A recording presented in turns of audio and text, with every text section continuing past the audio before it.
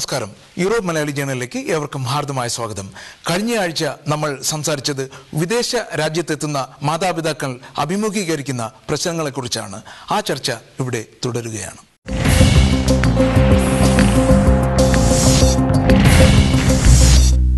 ഈ ഇവിടെ വന്നിട്ട് എത്ര കാലമായി? ഒരു വർഷമാകുന്നു. ഒരു വർഷമായി. നാട്ടില് എത്രാം ക്ലാസ് പഠിച്ചിട്ടാ വന്നത്? 6 പഠിച്ചിട്ട്. ഇവിടെ വന്നിട്ട് ഇപ്പൊ ഏതിലാ പഠിക്കുന്നത്? 8 പഠിക്കുന്നു. 6 വന്ന് 8 ഒരു വർഷം ലാഭിച്ചല്ലേ?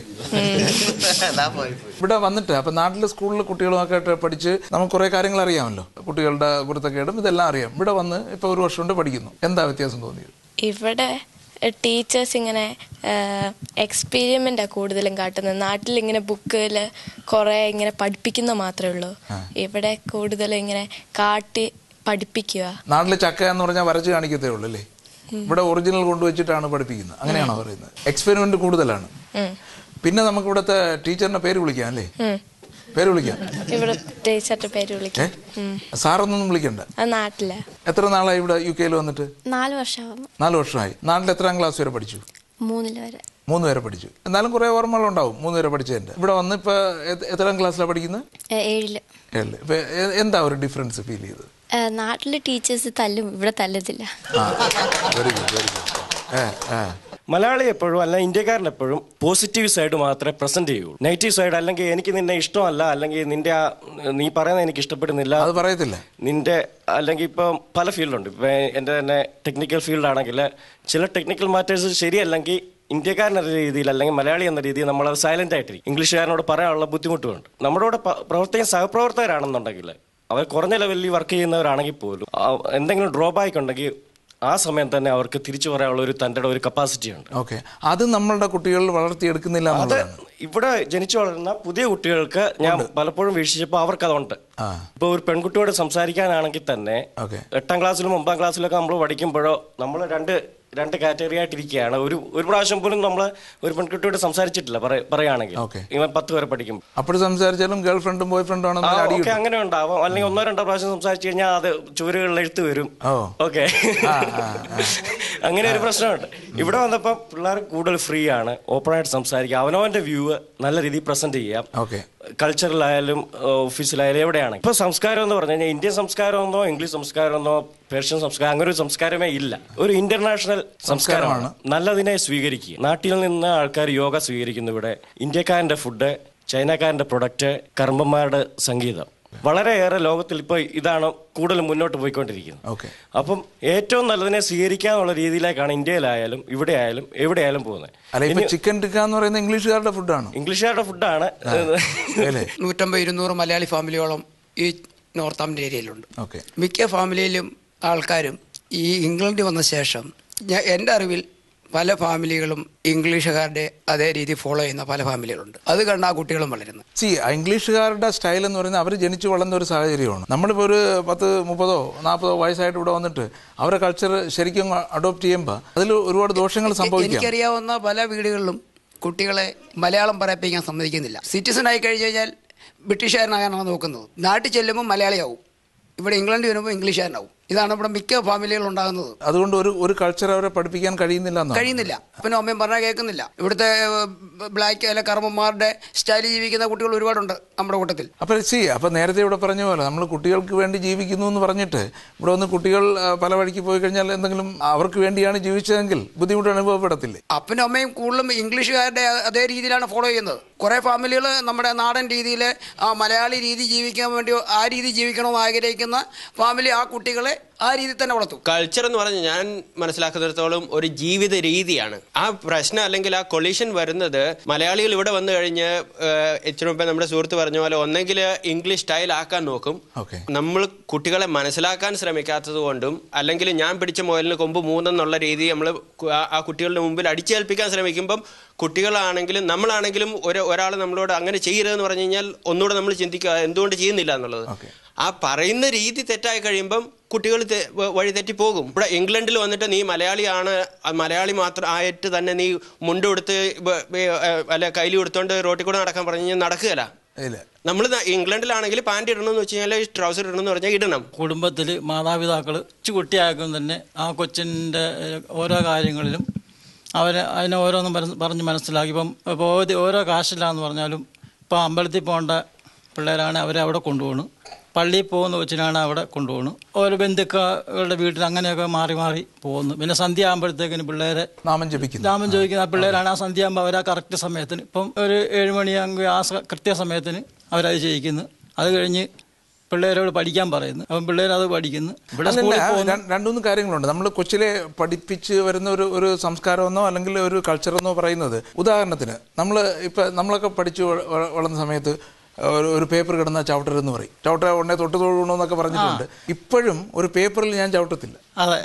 കാരണം അത് ആ പഠിപ്പിച്ച് തന്നതിന്റെ ഒരു ഇങ്ങനെ മനസ്സിൽ പതിഞ്ഞതായിരിക്കണം. നമ്മുടെ നാട്ടിലൊന്നും ഇപ്പം ഞായറാഴ്ച ഇപ്പം എന്നെ സംബന്ധിച്ച് ക്രിസ്ത്യൻസ് ആയതുകൊണ്ട് ഞായറാഴ്ച രാവിലെ പള്ളി നമ്മൾ ഒരുക്കി പള്ളി വിടും. പക്ഷെ ഇവിടെ എന്ന് പറഞ്ഞാൽ ആ ഇതല്ല. ഇവിടെ നമ്മൾ ഞായറാഴ്ച ആകുമ്പോഴത്തേന് ചിലപ്പം പിള്ളേർ ചിലപ്പോൾ ഒരു ബിയർ കുപ്പിയൊക്കെ ആയിട്ട് കുടിച്ചയക്കി നടക്കുക ഞാൻ വളരെ കണ്ടിട്ടുണ്ട്.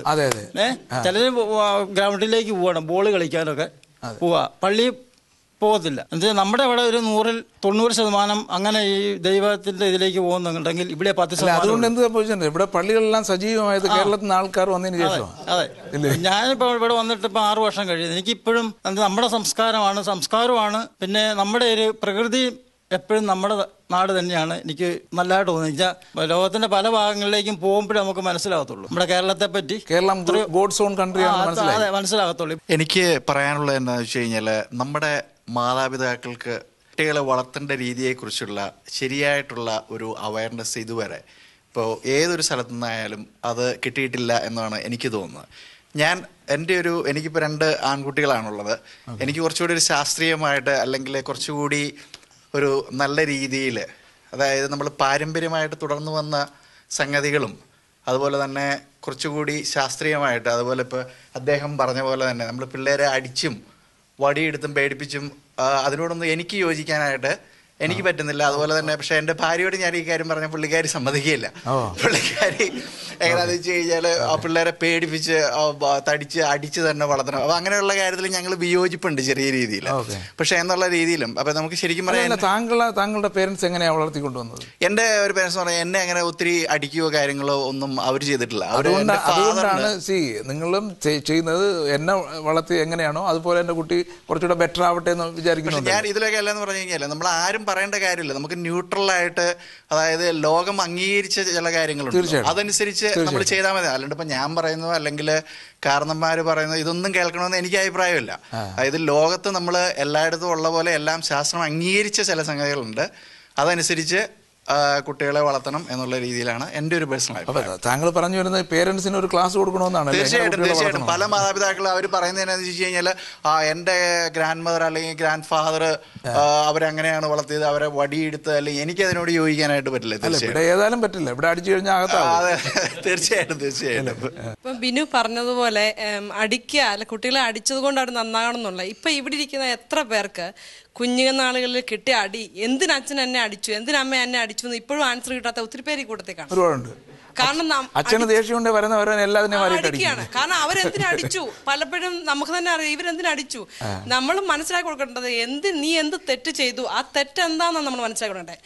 നാട്ടിൽ നിന്ന് വന്ന ആള് പറഞ്ഞല്ലോ അടി കിട്ടുന്നില്ല, ഇവിടെ കിട്ടുന്നില്ല. ഇവിടെ ഇപ്പം എൻ്റെ മകള് പഠിക്കുന്ന 5ാം ക്ലാസ്സിലാണ്. ഇതിപ്പോൾ നമ്മൾ പണ്ട് പഠിച്ച സമയത്ത് നമ്മുടെ ഇപ്പോൾ ഒരു ഭരണപരിഷ്കാരം നമ്മൾ കാണാതെ പഠിക്കുകയാണ്, രാത്രി ഇരുന്ന് പഠിച്ച്. പക്ഷെ നമ്മളോട് ഇപ്പം ആ ഭരണപരിഷ്കാരം ചോദിച്ചാൽ നമുക്ക് അറിയത്തില്ല. പക്ഷേ എൻ്റെ മോൾ 5ാം ക്ലാസ്സിൽ പഠിക്കുന്ന മകള് അവർക്ക് ഇവിടുത്തെ ഭരണപരിഷ്കാരം പഠിക്കാനുണ്ടോ, ഒരു പഠിക്കുന്ന ആ സംസ്കാരം അവരെങ്ങനെ അവരൊരു ഫൺ രൂപത്തിലാണ് അവരെ അത് പറഞ്ഞ് മനസ്സിലാക്കി കൊടുക്കുന്നത്. നമ്മൾ പലരും പറയാറുണ്ട് ഇവിടുത്തെ പഠിത്തം കൊള്ളത്തില്ല. ഞാൻ ഒരിക്കലും അതിനോട് യോജിക്കില്ല. ഒരു പക്ഷേ പാർലമെന്റിൽ കൊണ്ടുപോയിട്ടായിരിക്കും കാര്യങ്ങൾ പറയുന്നത്, ഇവരിങ്ങനെയാണ് ഇവിടെ പരിഷ്കാരങ്ങൾ വരുന്നത്. അന്നത്തെ ആ വ്യക്തികൾ ജീവിച്ച പോലെ അവര് കഴിച്ച ആഹാരം, അവര് ധരിച്ച വേഷം, അവര് ചെയ്ത കാര്യങ്ങൾ അവരെയും കൊണ്ട് തന്നെ ചെയ്യിപ്പിച്ച് അവർക്ക് ആ സംസ്കാരം അല്ല അവരാ പറഞ്ഞു കൊടുക്കുകയാണ്. അവർക്ക് ആ സബ്ജക്ട് അവർക്ക് മനസ്സിലാക്കി കൊടുക്കുകയാണ്. അല്ലാതെ ഹോംവർക്ക് ചെയ്യിപ്പിച്ചോ അതല്ല. ഇപ്പൊ നമ്മൾ വീട്ടിൽ വരുമ്പോ പലരും അച്ഛനും അമ്മയും ചിന്തിക്കാൻ ഞാൻ പലപ്പോഴും കേട്ടിട്ടുണ്ട്. അച്ഛനും അമ്മയും ചിന്തിക്കും ഇവള് ബുക്കും കൊണ്ടൊന്നും വരുന്നില്ല, ഹോംവർക്ക് ഒന്നുമില്ല, ഇവരെന്താണ് പഠിപ്പിക്കുന്നത്, എന്താണ് പഠിപ്പിക്കുന്നത്. പല അച്ഛന്മാർക്ക് ഇപ്പോഴും സംശയമുണ്ട്. പക്ഷെ എന്റെ പ്രതി എനിക്ക് ഇവിടുത്തെ എഡ്യൂക്കേഷനാണ് കൂടുതലും യോജിപ്പ്.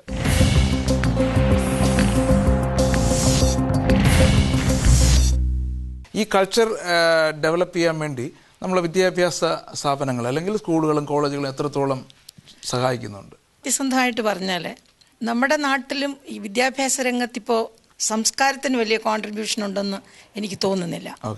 ഓരോന്നിനോരോ ഗുണം നമ്മൾ പണ്ടേ കൽപ്പിച്ചിട്ടുണ്ട്. ഇപ്പോൾ എൻ്റെ വിശ്വാസം ഈ സമരം ചെയ്യാൻ പാടില്ലാത്തൊരു തൊഴിലാളിയാണ് അധ്യാപകൻ എന്നാണ്.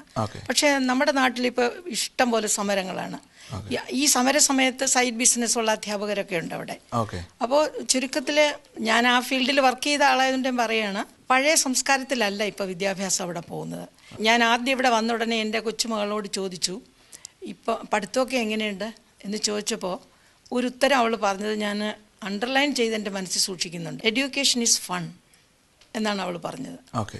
ശരിക്കും ഞാനത് വാച്ച് ചെയ്യുന്നുണ്ട്. അവിടെ വിദ്യാഭ്യാസത്തിൽ ഇന്നിപ്പോൾ സിലബസ് തീർക്കുന്ന തൊഴിലാളികളായിട്ട് പലരും, എല്ലാവരെയും ഞാൻ പറയുന്നില്ല, തീർച്ചയായിട്ടും നല്ല ഒരുപാട് അധ്യാപകരുണ്ട്. പക്ഷെ എങ്കിലും അങ്ങനെ ഒരു മാറ്റം വന്നു, രാഷ്ട്രീയം വന്നു. അല്ല, അങ്ങനെ വരുമ്പോഴത്തേക്ക് അവിടെ നിന്ന് ഈ കുട്ടികൾക്ക് എന്ത് കൾച്ചറാണ് ഡെവലപ്പ് ചെയ്ത് കൊടുക്കുന്നു എന്നുള്ളതാണ് നമ്മൾ ചോദിച്ചത്.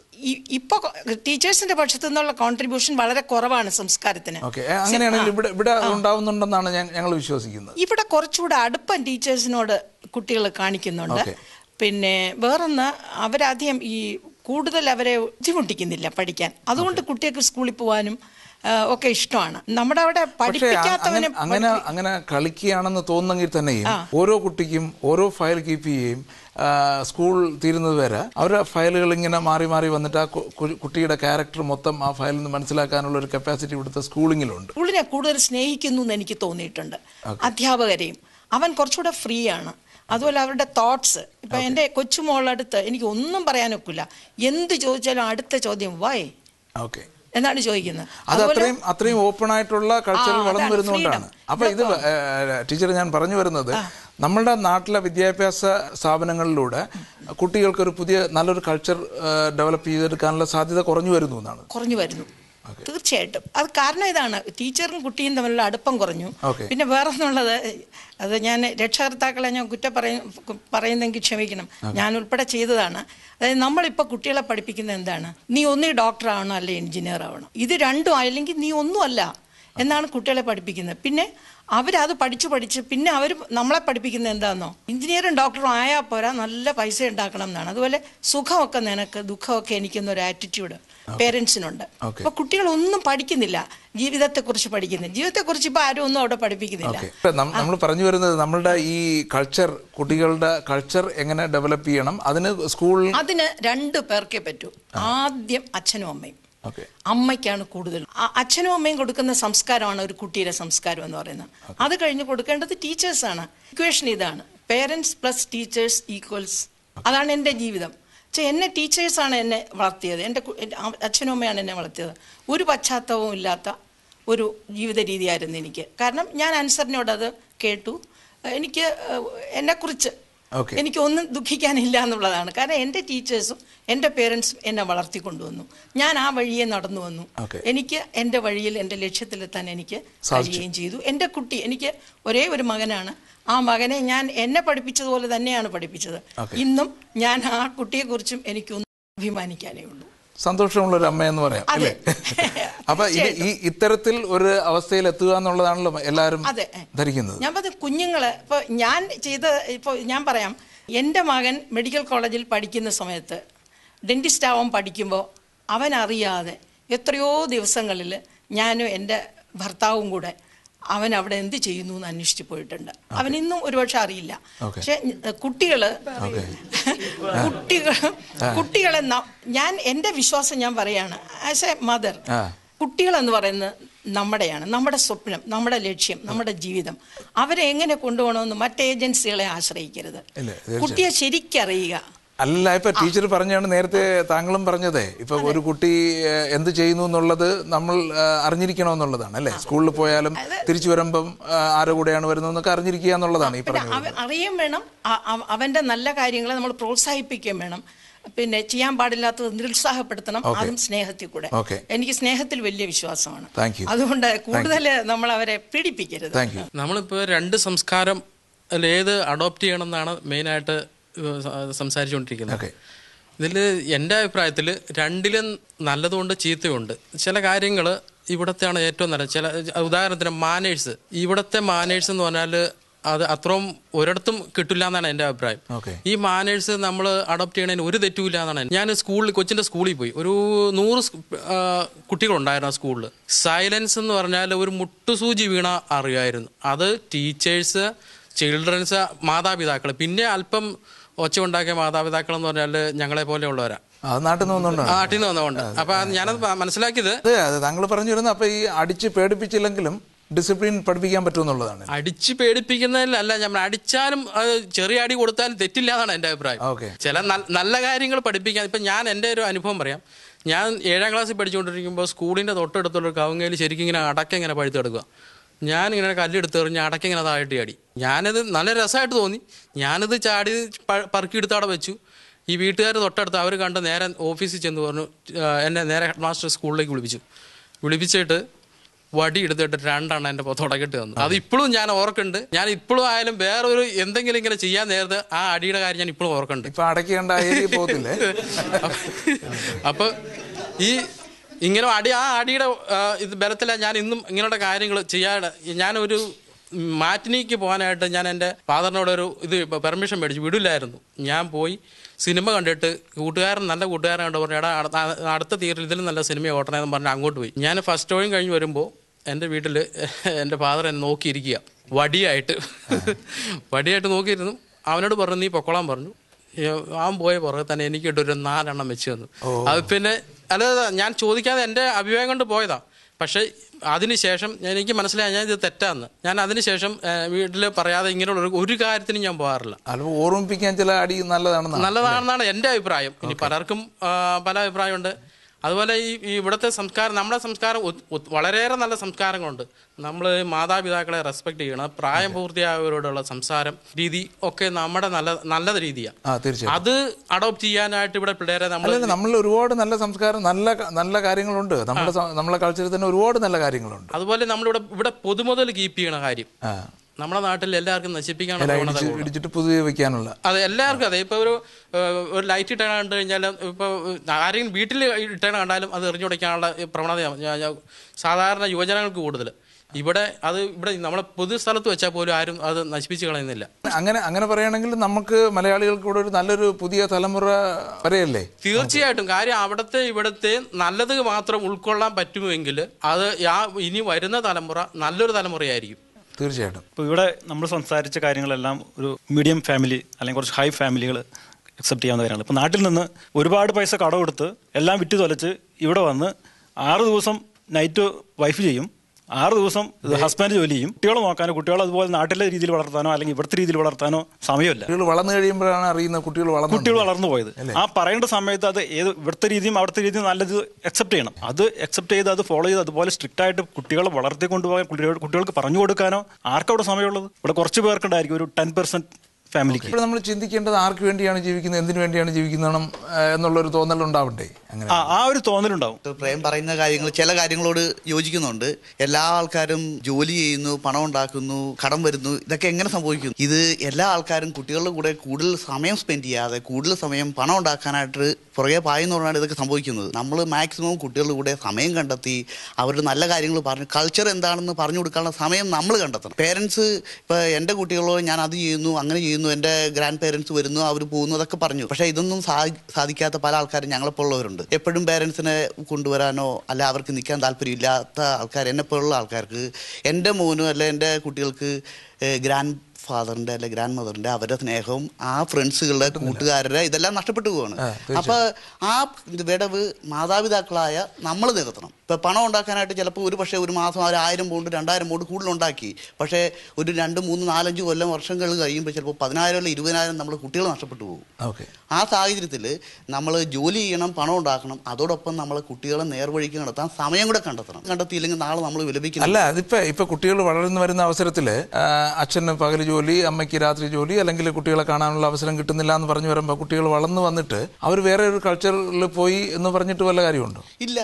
അത് നമ്മൾ തന്നെ കണ്ടെത്തി ആ കുട്ടികളോട് കൂടുതൽ സമയം സ്പെൻഡ് ചെയ്യുകയും മാക്സിമം നമ്മുടെ ആൾക്കാർ ഒരു പൊതുവെയുള്ള സ്വഭാവം പറയാം, ഒരു മാസം ഒരു വർഷം നമുക്ക് എല്ലാവർക്കും ആനുവൽ ലീവ് ഉണ്ടാവും, അതെല്ലാം കൂട്ടി വെച്ച് ഒരു 2 മാസം അല്ല 1 മാസം നാട്ടിലേക്ക് പോകുന്നു. പിന്നെ എല്ലാവരും ലീവെല്ലാം തീർന്ന് ഇവിടെ ഒരു ദിവസം പോലും കുട്ടികളുടെ കൊടുത്ത് സ്പെൻഡ് ചെയ്യാൻ ആർക്കും സമയമില്ല.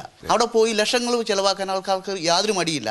പക്ഷേ ഒരു 2 ദിവസത്തേക്ക് ഈ നോർത്താംപ്ടൺ ആണെങ്കിൽ ഇവിടെ നോർത്താംപ്ടണിലുള്ള ചുറ്റുവട്ടുള്ള സ്ഥലമല്ലോ അല്ലാതെ മറ്റുള്ള സ്ഥലങ്ങളിലേക്ക് പോയി കാണാനോ കുട്ടികൾ ഒത്തൊരു 100 പൗണ്ട് പോലും സ്പെൻഡ് ചെയ്യാനായിട്ട് നമ്മുടെ മലയാളികൾ തയ്യാറല്ല. ഓക്കെ. അപ്പൊ നേരത്തെ പറഞ്ഞത് തന്നെയാണ് വീണ്ടും തിരിച്ചു വരുന്നത്. നമ്മളെ കുടുംബത്തിൽ നിന്ന് ആ കൾച്ചർ പകർന്നു കൊടുക്കാൻ നമുക്ക് സമയമില്ലെങ്കിൽ പിന്നെ എന്തിനാണ് കാര്യമില്ല. ഇങ്ങനെയുള്ള ചർച്ചകൾ ഇതിന് വേണ്ടിയുള്ള ഒരു ഗൈഡ് ലൈൻ പേരൻസിന് കിട്ടുമെന്നാണ് ഞാൻ വിശ്വസിക്കുന്നത്. ഓക്കെ.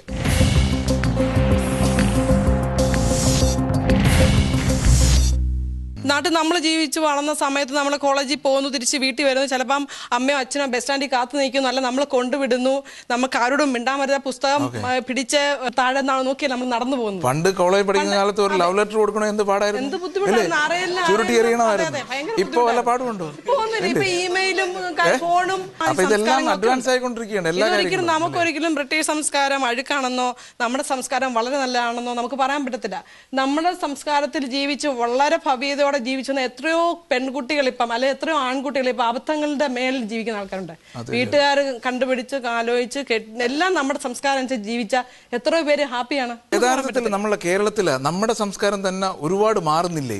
തീർച്ചയായിട്ടും ഒത്തിരി മാറി. ഇപ്പൊ ഞാൻ നാട്ടിൽ പോയ സമയത്ത് ഞാൻ ഇംഗ്ലണ്ടിലാണോ നിൽക്കുന്നത് നാട്ടിലാണോ നിൽക്കുന്നതെന്ന് വിശ്വസിക്കാൻ പറ്റാത്ത രീതിയിലായിപ്പോയി. അല്ല എനിക്ക് തന്നെ ഇപ്പൊ നിങ്ങളുടെ വേഷവിധാനമൊക്കെ കണ്ടപ്പോ ഞാനും കേരളത്തിലാണോ നിൽക്കുന്നത് തോന്നുന്നു. തീർച്ചയായിട്ടും എനിക്ക് ഏറ്റവും ഇഷ്ടം നമ്മുടെ സംസ്കാരം, നമ്മുടെ വേഷവിധാനങ്ങൾ വളരെയധികം നമ്മുടെ വേഷവിധാനങ്ങൾ എനിക്ക് ഒത്തിരി ഇഷ്ടമാണ്. എന്നെ സംബന്ധിച്ചോളം എനിക്ക് 3 കുട്ടികളാണുള്ളത്. അപ്പോൾ അതിൽ മൂത്ത കുട്ടി ഇപ്പോൾ A ലെവലിന് പഠിക്കുന്നു. അപ്പോൾ രണ്ടാമത്തെ കുട്ടിക്ക് 11 വയസ്സ്, മൂന്നാമത്തെ ഒരു ആൺകുട്ടി. പക്ഷെ മൂത്ത കുട്ടി A ലെവലിനാകുമ്പം കുട്ടി കുറച്ച് നാൾ നാട്ടിലായിരുന്നു. അപ്പോൾ ഇവിടെ വന്നു കഴിഞ്ഞപ്പം ഇവിടുത്തെ രീതികളും നാട്ടിലെ രീതികളുമായിട്ട് മിക്സപ്പായി. അത് കാരണം കുറച്ച് ബുദ്ധിമുട്ടുകൾ വരുന്നുണ്ട്. എന്നാലും നമ്മൾ പേരൻസ് എന്ന രീതിയിൽ ഇപ്പം വേറൊരു പേരൻസ് പറയുന്നത് കേട്ട് നമുക്ക് നമ്മുടെ കുട്ടികളെ വളർത്താൻ പറ്റില്ല എന്നാണ് എൻ്റെ വ്യൂ. നമുക്ക് സ്വന്തം പേരൻസിനൊരു അധികാരമുണ്ട് നമ്മുടെ കുട്ടികളിലേക്ക് എങ്ങനെ കുട്ടികളെ വളർത്തണം എന്നുള്ളത്. അതാണ് എനിക്ക് എൻ്റെ വ്യൂവിൽ ഞാൻ പറയുന്നത്. ഇപ്പോൾ UK വന്നിട്ട് ഇപ്പോൾ കുട്ടികളെ വളർത്തിക്കൊണ്ട് വരുമ്പോഴത്തേക്ക് എന്തെങ്കിലും വ്യത്യാസമായിട്ട് തോന്നുന്നുണ്ടോ? കാരണം ഇവിടുത്തെ കൾച്ചർ കാരണം നമുക്ക് അവരെ കൺട്രോൾ ചെയ്യാൻ പറ്റുന്നില്ലെന്നോ അല്ലെങ്കിൽ അവർ ഈ കൾച്ചറിൽ ജീവിച്ചു പോകുമോ എന്ന് പേടി അങ്ങനെ വല്ലതും ഉണ്ടോ? ചില സമയത്ത് നമുക്ക് പേടിക്കേണ്ടതായ രീതികൾ വരെ വന്നിട്ടുണ്ട്. അപ്പം നമ്മൾ നമ്മുടെ എക്സ്പീരിയൻസിൽ പല സ്ഥലത്തുള്ളതും കൊണ്ട് എക്സാമ്പിൾ അടക്കം നമ്മൾ കുട്ടികൾക്ക് പറഞ്ഞു കൊടുക്കുകയാണ്. പിന്നെ നമ്മുടെ നാടുമായിട്ടുള്ള കണക്ഷൻ വിടാതിരിക്കാൻ വേണ്ടി മാക്സിമം എവറി സാറ്റർഡേ നമ്മൾ ഫോൺ വിളിക്കാറുണ്ട്. അപ്പോൾ പിന്നെ ഫാമിലി വെഡിങ് അങ്ങനെ ഒക്കേഷൻ എന്തെങ്കിലും ഉണ്ടെങ്കിൽ ആ സമയം ഇപ്പോൾ നമ്മൾ ഫൈനാൻഷ്യലി എത്ര ടൈറ്റ് ആണെങ്കിൽ ആ സമയം കുട്ടികളുമായിട്ട് നാട്ടിൽ പോവുക. അങ്ങനെ നാടുമായിട്ടുള്ള കണക്ഷൻ വിടാതിരിക്കണം. ഇപ്പോൾ എനിക്ക് 2 കുട്ടികളാണുള്ളത്. സത്യം പറഞ്ഞാൽ എൻ്റെ കുട്ടികളെ ഞാൻ നാട്ടിലാണ് വളർത്തുന്നത്. മുത്തശ്ശിയുടെയും മുത്തച്ഛനും കൂടെയാണ് അവരവിടെ കംഫർട്ടബിൾ ആണ്. അപ്പോൾ ടീച്ചർ പറഞ്ഞ പോലെ ഒരു മുത്തച്ഛനും മുത്തശ്ശിയും ഉണ്ടെങ്കിൽ അല്ലെങ്കിൽ അവരുടെ ഒരു നോട്ടം നമ്മുടെ കുട്ടികൾക്ക് കിട്ടുമ്പോൾ ശരിക്കും എനിക്കൊന്ന് നമ്മുടെ സംസ്കാരം നമുക്ക് അവരിൽ പകർത്തി കൊടുക്കാൻ സാധിക്കുമെന്നാണ് എൻ്റെ ഒരു വിശ്വാസം. നമ്മുടെ ഇന്ത്യൻ കൾച്ചർ അല്ലെന്നുണ്ടെങ്കിൽ കേരള കൾച്ചറും ബ്രിട്ടീഷ് കൾച്ചറും തമ്മിൽ താരതമ്യപ്പെടുത്തുകയാണെന്നുണ്ടെങ്കിൽ എനിക്ക് എൻ്റെ വ്യൂവിൽ 97% ഇവിടുത്തെ കൾച്ചറായിരിക്കും നല്ലത്. കാരണം ചില സബ്ജക്റ്റുകൾ എന്ന് പറഞ്ഞു കഴിഞ്ഞാൽ നമുക്കത് അഫോർഡ് ചെയ്യാനൊക്കെ ഒക്കത്തില്ല, നമുക്കത് അംഗീകരിക്കാനൊക്കെ ഒക്കത്തില്ല. ഇവിടുത്തെ ഒന്നാമത്തെ കാര്യം എന്ന് പറഞ്ഞാൽ ചിൽഡ്രൻസിൻ്റെ സ്മോക്കിങ്, ചെറുപ്പത്തിലുള്ള സ്മോക്കിങ്, പിന്നെ ഇവിടുത്തെ ചില വസ്ത്രധാരണങ്ങൾ, ലേഡീസിൻ്റെ എന്ന് പറയുന്ന ചില വസ്ത്രധാരണങ്ങൾ, പിന്നെ ഈ ഡേറ്റിങ്, ഈ ബോയ് ഫ്രണ്ട്, ഇങ്ങനത്തുള്ള കാര്യങ്ങൾ ഒഴിച്ചു കഴിഞ്ഞാൽ മറ്റുള്ള എല്ലാ കാര്യവും നല്ലതാണെന്നാണ് എൻ്റെ അഭിപ്രായം. ഇവിടുത്തെ ഒന്നാമത്തെ കാര്യം നമ്മൾ പറഞ്ഞു കഴിഞ്ഞാൽ ഇവിടുത്തെ ശുചിത്വം, ഇവിടുത്തെ ട്രാഫിക്കുകൾ, ആൾക്കാർ തമ്മിലുള്ള ആ കമ്മ്യൂണിക്കേഷൻ മീൻസ് ഇപ്പം നമ്മുടെ നാട്ടിൽ ഇപ്പം നമ്മളൊരാൾക്ക് ഒരു ഗുഡ് മോർണിംഗ് പറയുകയാണെന്നുണ്ടെങ്കിൽ ആൾ തിരിച്ച് പറയത്തില്ല. അല്ലെന്നുണ്ടെങ്കിൽ നമ്മളിപ്പോൾ ഒരാളോട് ചോദിക്കുക രാവിലെ എവിടെ പോവാ, ഉടനെ ആൾ മറുപടി പറഞ്ഞാൽ നിനക്ക് അറിഞ്ഞിട്ട് എന്തോ കാര്യമാണ് എന്ന് ചോദിക്കും. അപ്പോൾ ഇവിടെ നിന്ന് പറഞ്ഞു കഴിഞ്ഞാൽ നമ്മൾ അങ്ങോട്ട് പറഞ്ഞില്ലെങ്കിലും ഒരു ഇംഗ്ലീഷുകാരൻ നമ്മളോട് നടന്നു പോകുകയാണെന്നുണ്ടെങ്കിൽ ഗുഡ് മോർണിംഗ് പറഞ്ഞിട്ടു ഒരുമാതിരിപ്പെട്ടവരല്ല. നാട്ടിൽ അങ്ങനെ ഒരു സിസ്റ്റം ഇല്ല, ഒരു റെസ്പെക്ട് ഇല്ല അങ്ങോട്ടും ഇങ്ങോട്ടും. പിന്നെ നമ്മൾ രാവിലെ തൊട്ട് കേൾക്കുന്ന ഏറ്റവും കൂടുതൽ കേൾക്കുന്ന വാക്കെന്ന് വെച്ചാൽ പ്ലീസും താങ്ക് യു. പ്ലീസും താങ്ക്സും ആണ്. ഒരാൾ പറഞ്ഞു UK കൾച്ചറാണ് നല്ലതെന്ന്, ഒരാൾ പറഞ്ഞു നാട്ടിലെ കൾച്ചറാണ് നല്ലതെന്ന്. നാട്ടിലും ഉണ്ട് വീടി വലിക്കുന്ന പിള്ളേരുണ്ട്, കള്ളു കുടിക്കുന്ന പിള്ളേരുണ്ട്, അല്ലെങ്കിൽ ഗേൾഫ്രണ്ടും ബോയ് ഫ്രണ്ടും ഉള്ളത് പിള്ളേരുണ്ട്. അവർ കാണാതെ ചെയ്യുന്നു, ഇവിടെ കണ്ടുകൊണ്ട് ചെയ്യുന്നു, അതുള്ള വ്യത്യാസമുള്ളൂ. നമ്മൾ ഈ പ്രോഗ്രാം കൺക്ലൂഡ് ചെയ്യുമ്പം നമുക്ക് ഈ രണ്ട് കൾച്ചറിന്റെ മിഡിലുള്ള ഇത്തരത്തിലുള്ള നമ്മളെ സുഹൃത്ത് നേരത്തെ പറഞ്ഞ പോലെ ഒരു ഫ്യൂഷൻ കൾച്ചർ അതിനോട് യോജിക്കുന്നുണ്ടോ? അതിനോട് യോജിക്കുന്നു, വളരെയധികം യോജിക്കുന്നു. കാരണം നമ്മളൊരു ചേര തിന്നുന്ന നാട്ടിൽ ചെന്ന നടുമുറി തിന്നണമെന്ന് പറയുന്നുണ്ട്. പക്ഷെ ആ നടുമുറി വിഷമുള്ള പാമ്പാണെങ്കിൽ അത് തിന്നരുത്. ആ വിഷമുള്ള പാമ്പാണോ അല്ലാത്ത പാമ്പാണോ എന്ന് അനുസരിച്ച് കണ്ടറിഞ്ഞ് ഇംഗ്ലണ്ടിൽ വന്നുകൊണ്ട് കേരളം വിട്ടെറിഞ്ഞ് വരണമെന്നോ അല്ലെങ്കിൽ കേരളത്തിൽ താമസിക്കുന്നതുകൊണ്ട് ഇംഗ്ലണ്ട് നല്ലതാണെന്നോ പറഞ്ഞിട്ട് കാര്യമില്ല. നല്ല കാര്യങ്ങൾ കണ്ട് നല്ല കാര്യങ്ങൾ കുട്ടികളോട് പറഞ്ഞു കൊടുത്ത് എന്തുകൊണ്ട് ഫോളോ ചെയ്യണം, അല്ലെങ്കിൽ ആ സംസ്കാരം എന്തുകൊണ്ട് നമ്മൾ ഫോളോ ചെയ്യണം എന്നുള്ളത് കുട്ടികളെ പറഞ്ഞ് മനസ്സിലാക്കണം. ഓക്കെ, നമ്മൾ ഈ പ്രോഗ്രാം കൺക്ലൂഡ് ചെയ്യുമ്പോൾ ടീച്ചറോട് തിരിച്ചു വരാം. 6 മാസം നാട്ടിലും 6 മാസം ഇവിടെയാണെന്ന് പറഞ്ഞല്ലോ. നമുക്ക് എങ്ങനെ ഈ ഒരു സംസ്കാരത്തിൻ്റെ ഒരു മിഡിൽ ഭാഗം എടുക്കാൻ പറ്റും, അല്ലെങ്കിൽ നമുക്ക് എങ്ങനെ ഈ ഫ്യൂഷൻ കൾച്ചർ നമുക്ക് അഡോപ്റ്റ് ചെയ്യാൻ പറ്റും? മലയാളി സുഹൃത്തുക്കൾ പറഞ്ഞ എല്ലാ അഭിപ്രായങ്ങളും ഞാൻ വളരെ ആത്മാർത്ഥതയോടെ ശ്രദ്ധിച്ചു. എൻ്റെ അനുഭവത്തിൻ്റെ വെളിച്ചത്തിൽ ഞാനതിനെ വിലയിരുത്തി. പിന്നെ അഭിമാനത്തോടെ പറയാം, ഒരുപക്ഷെ ഇവിടെ ഇരിക്കുന്നതിൽ ഏറ്റവും പ്രായം കൂടിയ വ്യക്തി എന്നുള്ള നിലയ്ക്ക് ഞങ്ങളുടെ കയ്യിൽ കുറച്ച് അനുഭവം മാത്രമേ ഉള്ളൂ. അത് ശാസ്ത്രീയമായി തെളിയിക്കാൻ വയ്യെങ്കിലും ജീവിച്ച് അനുഭവിച്ചതുകൊണ്ട് ഞങ്ങളെ സംബന്ധിച്ചിടത്തോളം അത് ശാസ്ത്രമാണ്. അതിൽ നിന്ന് ഞാൻ മനസ്സിലാക്കുന്നത്, കുട്ടികളെക്കുറിച്ച് നമുക്ക് സ്വപ്നങ്ങളുണ്ടെങ്കിൽ സാഹചര്യങ്ങൾ കൊണ്ട് പല സ്ഥലത്ത് നമ്മൾ വന്നുപെട്ടാൽ നമ്മുടെ കുട്ടികളെ എന്താക്കണം എന്നുള്ളത് നമ്മൾ ആദ്യം തീരുമാനിക്കുക. അതിൻ്റെ മാർഗങ്ങൾ സ്വയം കണ്ടെത്തുക. പിന്നെ സാഹചര്യങ്ങളെല്ലാം നന്നായാൽ നമ്മൾ നന്നായിരിക്കുന്നതിൽ നമുക്ക് അഭിമാനിക്കാനൊന്നുമില്ല.